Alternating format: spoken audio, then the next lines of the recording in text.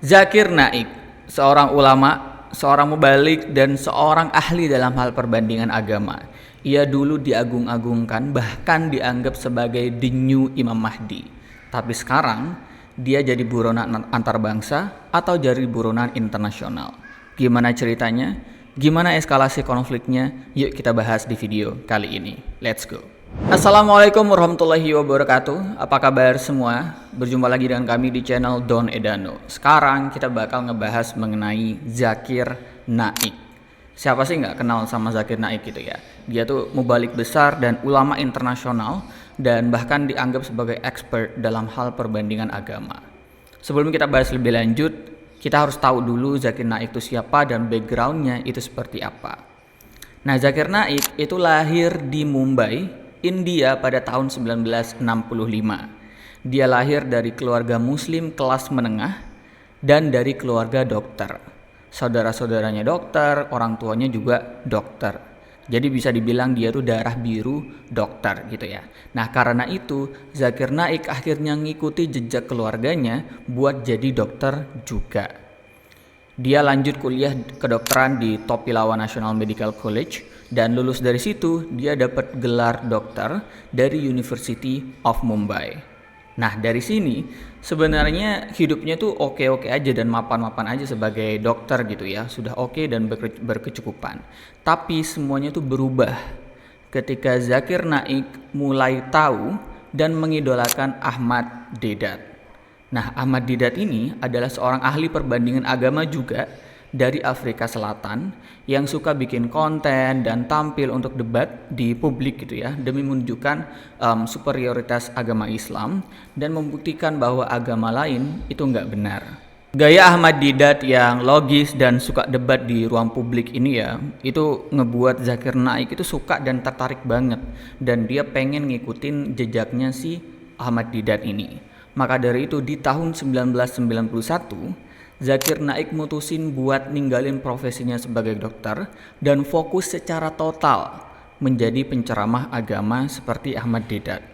Gak cuma berhenti di situ, Zakir Naik juga bikin organisasi namanya Islamic Research Foundations atau IRF di tahun 1991 itu juga. Organisasi inilah yang menjadi pusat dakwah dari Zakir Naik. Terus dia juga bikin Peace TV, sebuah saluran TV yang isinya tuh ceramah agama dan debat-debat seru dari Zakir Naik yang udah ditonton sama ratusan juta dari seluruh orang di dunia. Terus kenapa kok Zakir Naik ini bisa viral dan banyak disukai oleh ratusan juta orang gitu ya? Itu karena penyampaiannya yang logis dan berdasarkan dalil-dalil yang kuat. Jadi dia ngomong tuh nggak berdasarkan asumsi, tapi ada dalil atau referensi aslinya gitu ya. Dalil yang disampaikan itu nggak cuma dalil-dalil dari perspektif agama Islam aja, tapi dia juga sering menukil dalil-dalil dari kitab dari agama lain. Ini karena Zakir Naik itu hafal dan menguasai kitab-kitab hampir di semua agama di dunia, khususnya agama-agama Samawi gitu ya. Jadi selain Al-Quran dan hadis, dia juga hafal dan sering juga mengutip seperti Alkitab, baik itu perjanjian lama atau perjanjian baru, kitab Weda, kitab dari kitab suci dari agama Hindu, Tripitaka, kitab suci dari agama Buddha, dan teks-teks atau kitab-kitab dari agama lain-lainnya.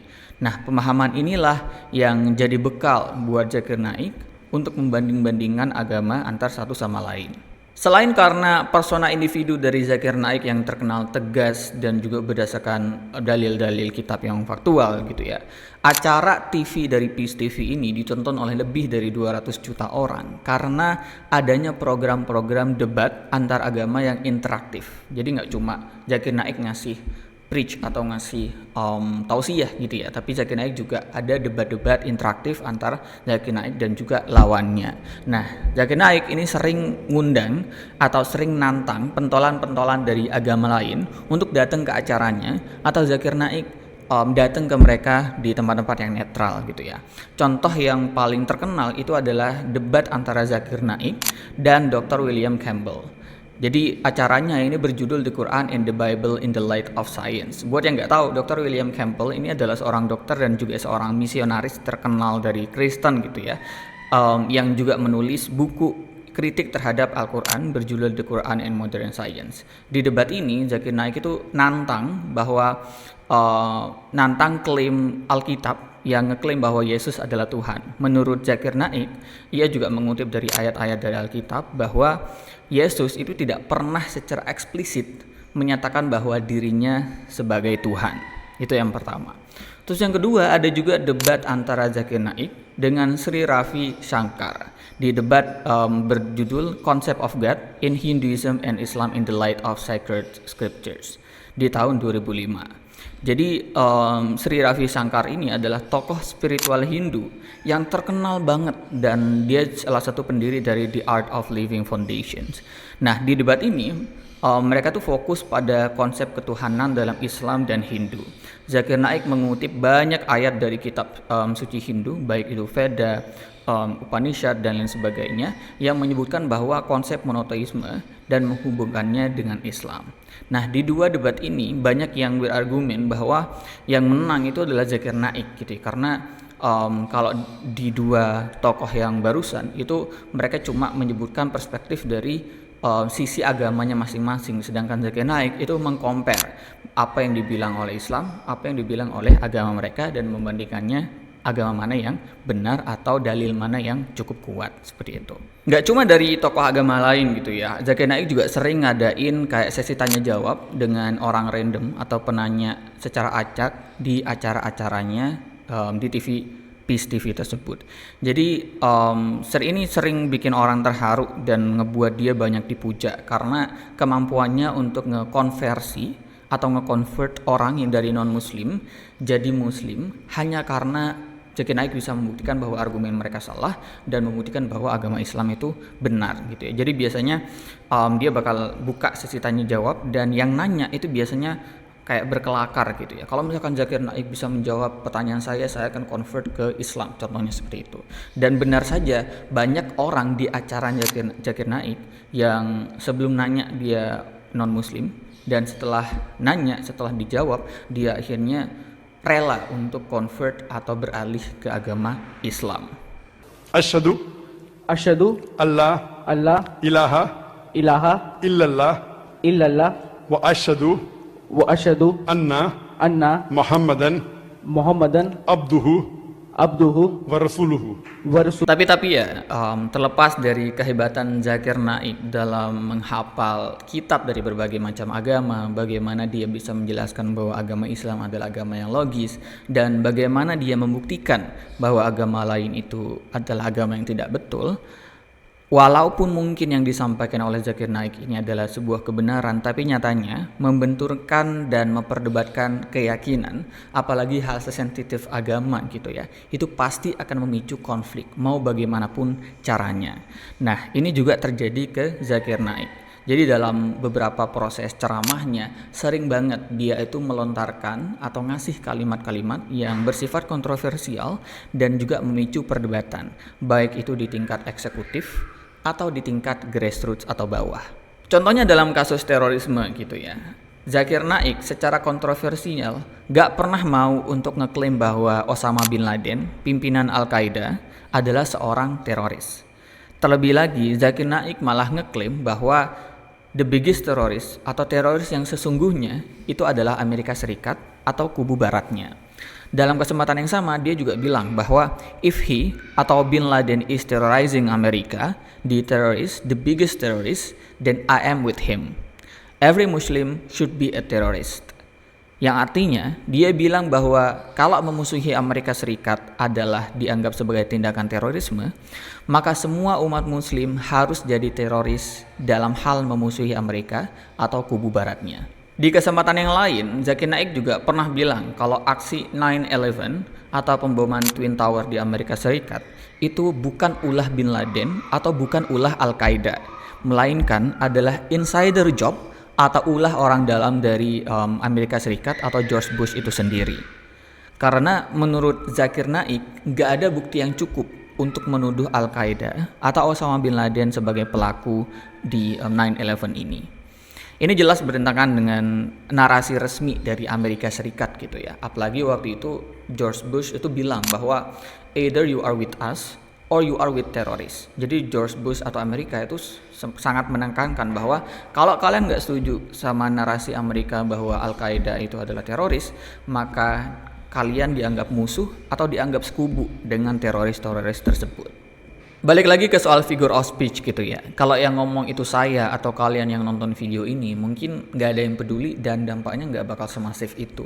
Tapi karena yang ngomong ini adalah Zakir Naik, dengan ratusan juta pengikut di sosial media atau di TV-nya, ini jadi bahaya banget karena bisa disalahartikan sebagai ajakan untuk berperilaku ekstrim dan juga ajakan untuk berperilaku radikal. Dan nyatanya contohnya pun udah ada banyak. Seperti contoh satu dari ISIS. Kalian tahu lah ya ISIS itu apa. Beberapa laporan itu nyebutin kalau ada sekitar 127 simpatisan ISIS di India yang ngaku kalau mereka tuh terinspirasi dari video-video ceramahnya Zakir Naik. Itu yang pertama. Yang kedua, ada ketika kasus terorisme di Dhaka, Bangladesh tahun 2016, mereka tuh ngaku bahwa mereka sering terinspirasi dari Zakir Naik. Jadi tahun 2016 itu ada sekelompok teroris gitu ya yang nyerang sebuah kafe di Bangladesh dan membunuh 22 orang yang mayoritas adalah warga asing non-muslim. Nah, sebelum melakukan penyerangan, pelaku tuh ngaku bahwa mereka aktif mengikuti ceramah-ceramah Zakir Naik di Peace TV ini. Dan mereka ngaku kalau mereka tuh terinspirasi oleh ajaran-ajaran beliau yang dianggap mendukung jihad melawan musuh Islam.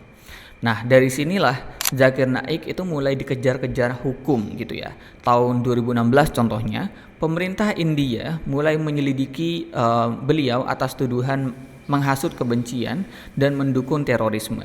Organisasinya Islamic Research Foundations atau IRF itu dibubarkan dan Peace TV itu dilarang tayang di banyak negara termasuk Bangladesh, Sri Lanka, Kanada dan lain-lain. Akhirnya Zakir Naik pun jadi buronan internasional karena aksi-aksinya tersebut. Ketika Zakir Naik udah jadi buronan di India, Bangladesh, Sri Lanka, Kanada dan lain-lain, dia akhirnya mencari suaka ke negara lain atau mencari perlindungan ke pemerintah negara lain. Akhirnya dia dapat suaka atau perlindungan dari pemerintah Malaysia. Makanya sampai sekarang dia tinggal di Malaysia karena dia nggak bisa lagi tinggal di India. Nah, meskipun udah ada kejadian rentetan kasus-kasus ya yang melibatkan dirinya soal penghasutan kebencian, banyak teroris yang ngaku bahwa terinspirasi dari dia dan lain-lain, itu nggak lantas membuat Zakir Naik diam atau membuat dia pensiun gitu ya. Zakir Naik masih sering terlihat untuk memberikan ceramah dan bahkan dalam ceramah-ceramahnya di Malaysia masih sering nyinggung agama atau kelompok lain. Contohnya, beliau pernah bilang bahwa non-muslim nggak boleh bangun tempat ibadah di negara mayoritas Islam seperti Malaysia. Menurut Zakir, Islam adalah agama superior yang harus diutamakan khususnya di negara-negara mayoritas muslim. Gak cuma itu, beliau juga sempat nyinggung komunitas Hindu dan Tionghoa di Malaysia. Jadi ketika komunitas Hindu ramai meminta Zakir Naik pergi dari Malaysia gitu ya, beliau malah bilang kalau umat Hindu di Malaysia hidup 100 kali lebih nyaman daripada umat muslim di India. Bahkan menurut Zakir Naik, mereka harusnya mendukung pemerintah Malaysia yang memberikan perlindungan kepada Zakir Naik. Selain itu, Zakir Naik juga sering nyebut kalau etnis Tionghoa di Malaysia itu hanya tamu. Dan menurut beliau, mereka nggak seharusnya punya hak yang sama seperti masyarakat Melayu lokal di Malaysia. Pernyataan-pernyataan Zakir Naik itu jelas membuat publik di Malaysia jadi marah gitu ya. Ada ratusan laporan yang diterima sama pemerintah Malaysia yang minta untuk Zakir Naik itu pergi aja dari Malaysia gitu ya, dan minta Zakir Naik untuk dideportasi. Akhirnya pemerintah Malaysia itu ngambil jalan tengah di mana Zakir Naik tetap boleh tinggal tapi dia nggak boleh ngasih ceramah publik di beberapa daerah di Malaysia. Kurang lebih itu ya kontroversi dan eskalasi konflik dari Zakir Naik itu sendiri. Gimana ceritanya dia jadi ulama internasional yang banyak dipuja bahkan dianggap sebagai the new Imam Mahdi, sampai sekarang dia jadi buronan internasional atau buronan antar bangsa sehingga dia perlu untuk nyari suaka ke pemerintah Malaysia. Emang kalau soal agama itu hal yang sangat sensitif gitu ya. Kalau suka ya bakal nge-support terus, kalau nggak suka bakal ngehujat terus, nggak peduli bener apa enggak. Emang paling bener kalau soal agama itu adalah sebenar-benarnya urusan masing-masing. Kayaknya nggak berhak juga buat kita untuk ngehujat, memaksa, apalagi menjelekkan kepercayaan orang lain gitu ya, hanya karena kita berbeda. Tapi balik lagi, menurut kalian gimana? Apakah menurut kalian apa yang dilakukan oleh Zakir Naik ini benar atau nggak benar? Coba komen di bawah. Kurang lebih itu ya apa yang bisa kita sampaikan dalam video kali ini. Semoga sedikit banyak bisa ngebawa manfaat buat kalian yang udah nonton. Like kalau kalian suka, dislike aja kalau kalian nggak suka. Silakan share atau subscribe channel ini kalau kalian ngerasa ada manfaatnya. Oh ya, kalau misalkan kalian ada ide topik atau isu yang harus kita angkat di channel ini, coba komen di bawah ya. Itu aja dari kami, sampai jumpa di video selanjutnya. Peace.